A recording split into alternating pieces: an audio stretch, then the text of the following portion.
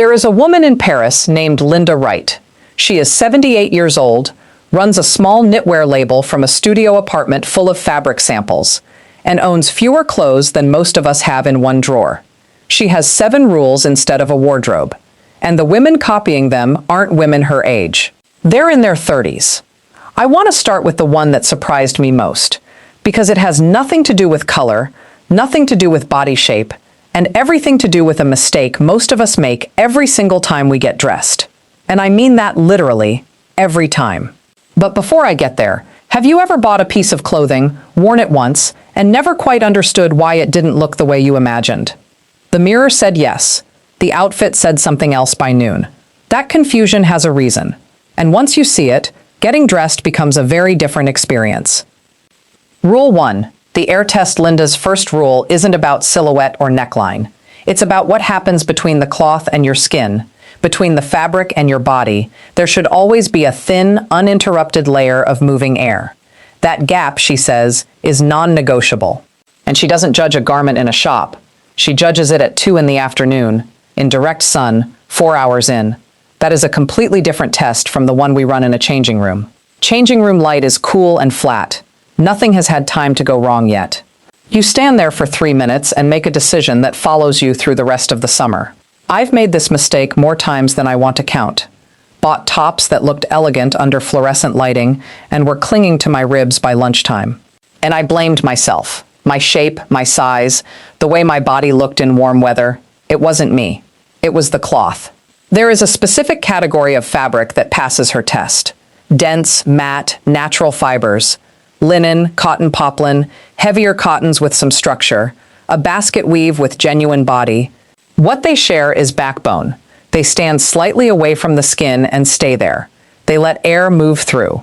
Hold a piece of quality cotton poplin next to a thin polyester blouse, and you can feel the difference before you even put either one on. The poplin has weight and body. The polyester has neither, and once it meets warmth, it has no chance of holding its shape away from yours. Then there's the other kind, thin, slippery, synthetic. Put a trace of warmth or moisture on them, and they collapse onto you. They stop holding any shape at all and begin mapping every contour underneath. Once they're stuck, they stay stuck. Here is the part that shifts how you think about this. When fabric floats rather than clings, other people see a woman the weather isn't reaching. Everyone around her is wrestling with damp fabric. She walks through it looking entirely undisturbed. That reads as something about who she is. It is actually something about what she chose to wear, and you can make the same choice. Before you buy anything new, raise your arms with it on. Bend at the waist. Is it still sitting away from your body, or has it already started pulling? That answer is more reliable than any mirror. Rule 2. The subtraction law. Small rule. Slightly ruthless. Before you leave the house, remove one thing. Not because the outfit is too much, because the eye can only settle on one thing at a time. Hand it a print, a shine, a bold color, a piece of hardware, and an interesting texture all at once, and it never lands anywhere. It slides off you. Nothing gets remembered. Take one piece away, and there's suddenly only one place left for the eye to go, your face, which was always the destination. Linda's position is that an outfit almost never fails for being too simple. It fails because it was asked to carry 6 ideas and carried none of them. A friend of mine tested this before a wedding, mostly to prove the rule wrong. She wore a navy dress with nothing on it. No necklace, no scarf, no earrings beyond small studs. She came home mildly irritated because 4 separate people told her she looked wonderful and not one of them mentioned the dress. The rule was working exactly as designed. They weren't seeing the clothes, they were seeing her. There's a reason younger women have picked this one up hardest. They live inside a constant scroll of visual noise where every image shouts over the last. A woman who walks in wearing 3 considered things and nothing extra reads like silence in a loud room. Clean, specific, impossible to forget. The discipline is doing it at the door. Get dressed, look once, and remove whatever you added last. It's almost always the thing working hardest and contributing least. It will feel wrong to take off. Take it off anyway. Rule 3. The friction formula minimalism has a failure mode that nobody warns you about. Without some tension in an outfit, it stops looking elegant and starts looking like a uniform. Charcoal trousers, charcoal knit, flat shoes in the same family, technically correct. About as interesting as an empty hallway. Linda's fix is precise. Put two opposing textures into one outfit and let them pull against each other. Always something rigid against something fluid. And here's what that actually looks like in practice. Set a structured blazer with a real shoulder beside a silk blouse that pours. And the contrast between those two surfaces is the entire point. One holds a hard line, the other refuses to hold any line at all. That tension is what gives the eye somewhere to travel. A crisp cotton shirt with trousers that move like water. Leather beside cashmere. Canvas against silk. Structure announces a decision. Gives you edges. Tells anyone looking this was intentional. Softness does the opposite. It keeps the outfit from looking pressed, staged, as though you tried hard. Neither works alone. Together they produce the quality everyone spends money chasing. Assembled without looking labored over. Where people go wrong is treating the soft piece as the easy piece, something flung over the top as an afterthought. A draping cardigan is chosen with the same care as the blazer. The fiber, the length, where it falls, how it moves when you walk. That's the difference between an outfit with life in it and one that just looks layered. I saw this done perfectly by a woman of about 70 at a market on a Saturday. A stiff navy work jacket, the kind with brass buttons, worn over a long, fluid dress and flat sandals. The jacket said structure, the dress said ease. She was buying tomatoes. She looked better than anyone within a considerable distance, and nothing on her appeared expensive. Get the friction right, and color becomes almost secondary. An entire outfit in one shade can still have energy when the interest is coming from what the cloth is doing. Rule 4. The color anchor. This rule is about one habit that makes clothes look significantly more expensive than they are. Linda builds everything around a single saturated neutral and stays within one temperature. Navy, teal, warm taupe. She picks one and it anchors everything. Everything else sits warm or cool beside it. Never both temperatures in the same outfit. That single decision is why pieces that cost very little read as considered when she wears them. Cohesion is what expensive looks like. And cohesion is a choice, not a price point. She has 4 specific colors she avoids, and the reasoning behind each is unusually precise. Not as rules to follow blindly, but because once you see the mechanism, you'll spot it immediately in your own wardrobe. Muddy beige pulls a gray veil over the skin and amplifies sallowness. A clean, warm neutral from the same family does the opposite. It gives the face something to sit against. Acid brights are loud but flat. They glare rather than glow. The attention goes to the garment and away from whoever is wearing it. A deep, rich version of the same color keeps the intensity and adds warmth. Washed-out pastels sit too close in value to pale skin and silver hair. The picture blurs. There's nowhere for the eye to land. A soft but clear shade stands apart without competing. And then the trap worth pausing on. Because this one is specific, and most people have never heard it explained. Cool ash gray.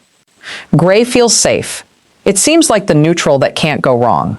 But put ash gray beside silver hair, and the two cancel each other out. The hair stops reading as silver, as something polished and chosen, and starts reading simply as fading. That is a mechanical effect. It's not a matter of opinion. Silver hair is a high-value neutral. It needs something with depth and warmth behind it to look deliberate.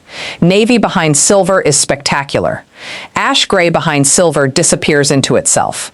A friend of mine switched from beige to deep teal for one summer. People kept asking where she'd been.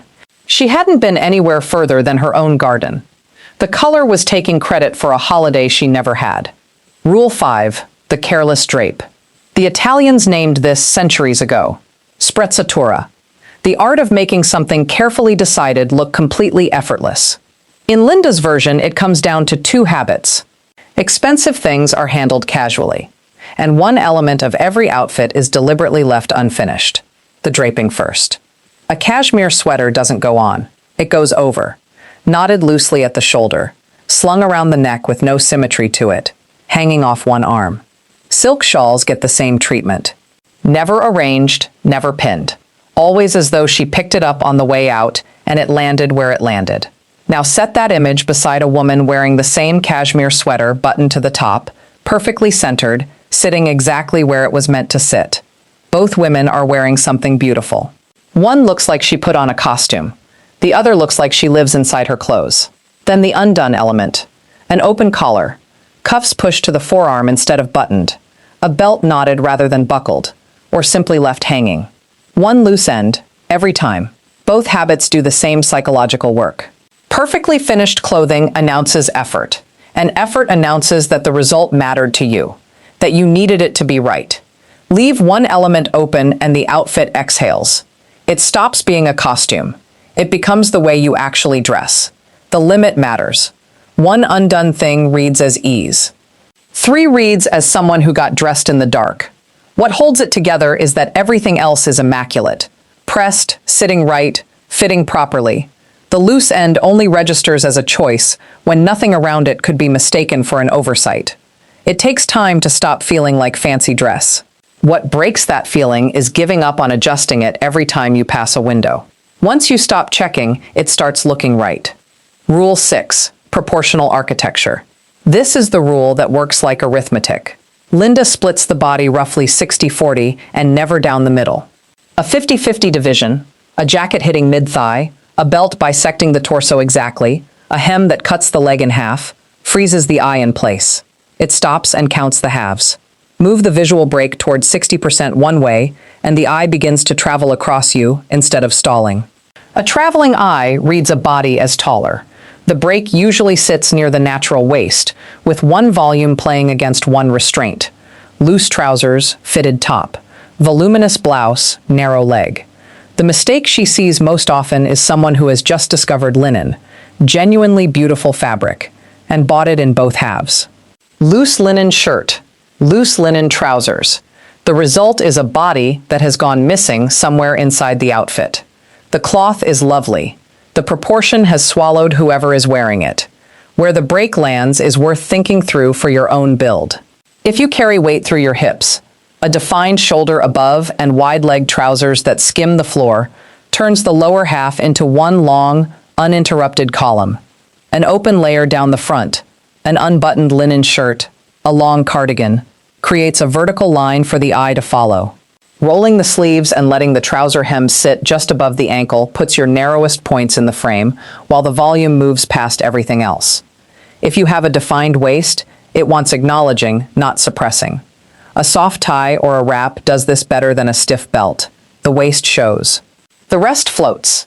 If your frame is straighter, you create the waist using contrast. A paper bag trouser with a sash, a belt in a slightly different tone, something that marks where the waist is, rather than hoping the garment will find it itself.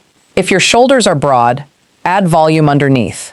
A skirt with movement, a wider trouser leg. Keep the neckline simple. The architecture balances on its own. Then, before you leave, 3 points. Cuffs, collar, hem. If those 3 edges are sitting exactly where you intended them, an oversized garment looks designed. If one is crumpled or half turned under, the same garment looks borrowed. Nobody consciously notices those 3 lines. Everybody reacts to them.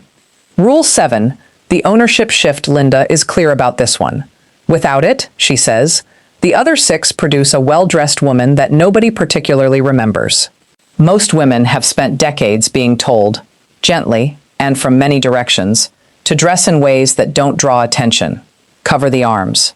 Nothing too vivid. Nothing that says too much. The instruction arrives dressed as good taste. It functions as a quiet directive to become smaller, harder to see. And it works, because you follow it. The ownership shift is the refusal of that instruction. You dress from the inside out. You choose what makes you feel like yourself in the mirror, and the world's opinion turns up afterwards. Or it doesn't. And either way, you have already left the house. I think about my own aunt here. She stopped coloring her hair at 73. After 20 years of 6-week appointments she had long since stopped enjoying. What struck her most afterwards wasn't how she looked. It was that she stopped rehearsing what she'd say if someone commented. That preparation, that bracing, had been running quietly in the background for years without her fully noticing it. Linda's choices come from the same place. Silver hair, worn as it is, makeup that looks after the skin rather than hiding it, Neither of those is resignation. Both are a decision that what she actually looks like is the starting material, not a problem to be corrected before she's allowed out of the house. The visible difference between a woman dressing to disappear and a woman dressing from the inside out lives in the body, not the wardrobe. One stands a little compressed, shoulders curved in, bag held across the front, taking up as little space as possible. The other stands at full height and moves at her own pace. That quality carries across a room faster than any color or fabric choice ever could. What's one fashion rule you were told you had to follow after 60, that you've since decided to ignore? Leave it in the comments. I have a feeling the answers are going to be worth reading. 6 of these rules are craft: cloth, texture, proportion, color temperature, the way 3 edges sit. Learnable, at any budget, starting with what is already hanging in your wardrobe. The 7th decides what the other 6 are for. Because dressing can be a kind of armor, a way of managing how visible you allow yourself to be. Or it can simply be the way you arrive somewhere, the way you occupy the space that was always yours. One of those is dressing defensively. The other is just dressing. And if you want to go further, there's one more layer to this that most women never quite land on. It's about the specific pieces that quietly date an entire outfit without you realizing it. Pieces that can undo everything we've covered here. I've put that together, and it picks up exactly where this leaves off. I'll link it for you now.